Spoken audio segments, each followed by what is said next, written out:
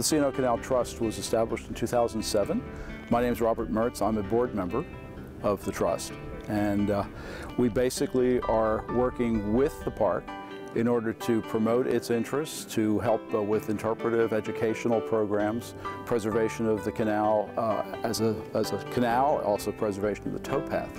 The C&O Canal was started actually on July 4th, 1828. It was finished construction in 1850. It goes 184.5 miles from Georgetown in Washington to Cumberland, Maryland. The reason for building the canal was that there's a change of 605 feet in elevation between Washington and Cumberland. And there are Great Falls being the largest fall, but there are a lot of obstacles. It was the second major canal built in this country after the Erie Canal. And they have a lot of structures in this park. Some of those structures were lock houses.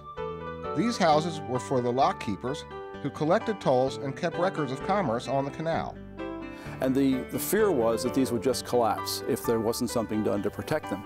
What could you do to protect them that wasn't just putting in maintenance dollars, but could you use them both to preserve them and to give people a chance to understand the history of the park? So the Canal Trust decided to allow people to stay overnight in a lock house.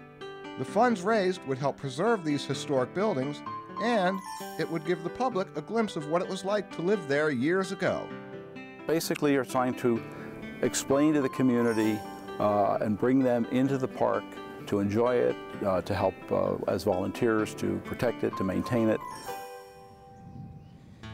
I'm Becky Curtis. I'm the Director of Programs and Partnerships for the C&O Canal Trust, and today we're at Lock House 25.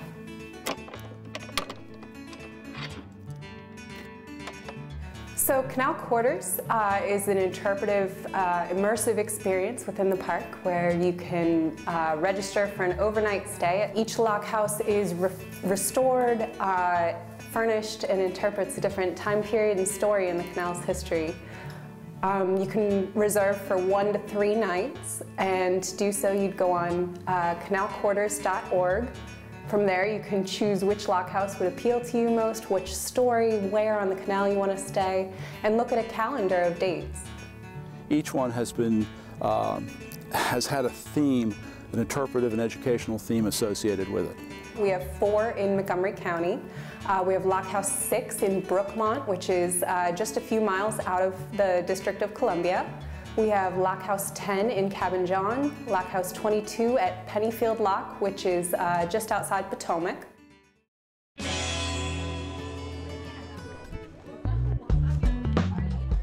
My name is Charlie Butler, and I'm with Montgomery County Recreation, Therapeutic Recreation, and I am in charge of the camp you see behind us, Camp Big Pines. A lot of the kids that we have in therapeutic recreation programs need smaller groups, a little more staff to help them get through a lot of the activities.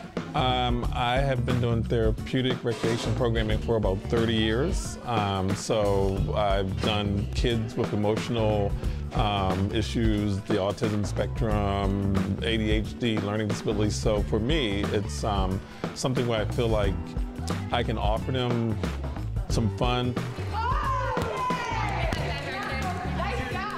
We have aquatic classes, classes with doing things in arts and crafts. We do aerobics, we do camps, we do special events, dances.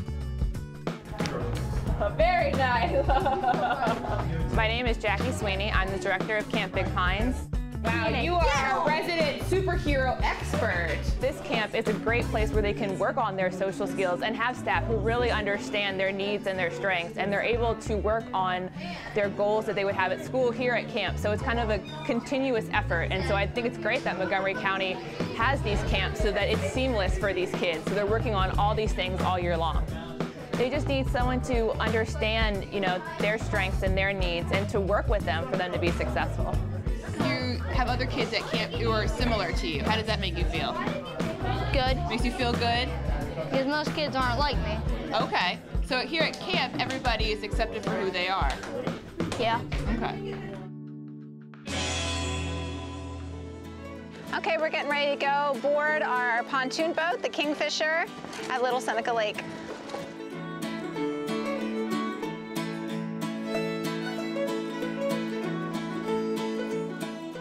Tina Stratura. She is our naturalist. Tina does our boat tours. She does all different kinds of nature programs, runs our summer camps.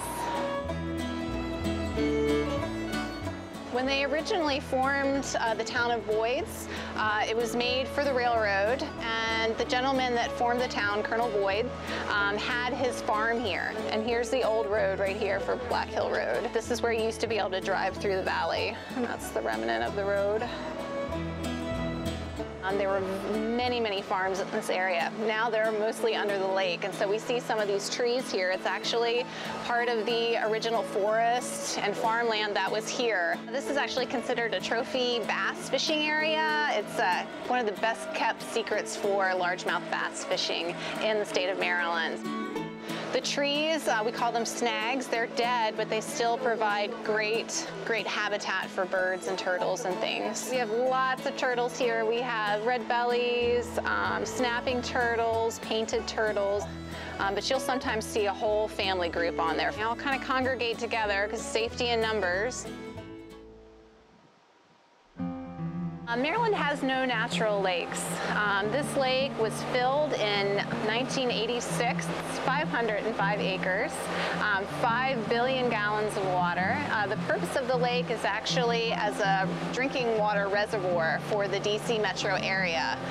So what they would do would be able to open up the dam and release this water into the Potomac River down to drinking spots further down. It also helps feed a trout stream 4 miles down Little Seneca Creek. The lake is fed by 3 creeks, so the lake kind of looks like a big W. It's a great resource for all kinds of wildlife. Oh, there's a buck. Oh my goodness. Oh my God. Wow, that's amazing. A sharp chin hawk right there. There's the kingfisher too, flying right up there. A really, really neat little bird. It's a killdeer. Yep, 2 killdeers. Yep, they're a shorebird typically. There's some Canada geese up here, and this is a family. The smaller ones are this year's young. We see so many incredible birds here because of the resource of the water as they're traveling. They oftentimes take a stop here or they'll spend the whole winter, which is really neat.